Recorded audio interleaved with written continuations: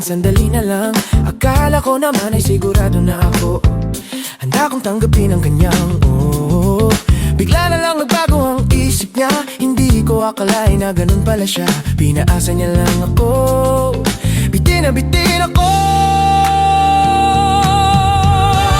Hindi ko na alam kung makakaya ko pa. Di bale na lang kaya ako pa ba kaya nasa puso niya? Di bale na lang kaya, ngunit mahal ko siya.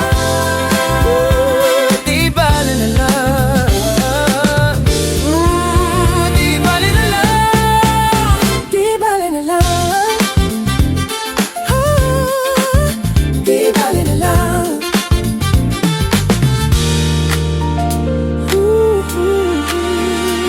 Ngayon araw-araw lumilipas ang panahon, kalimutan ko siya'y malayo sa isip ko. Di kaya, pinaikot niya lang ako. Bigla na naman nagbago ang inisip niya.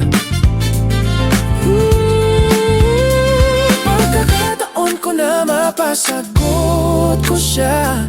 Pag ang sinabi ko'y di mabilis,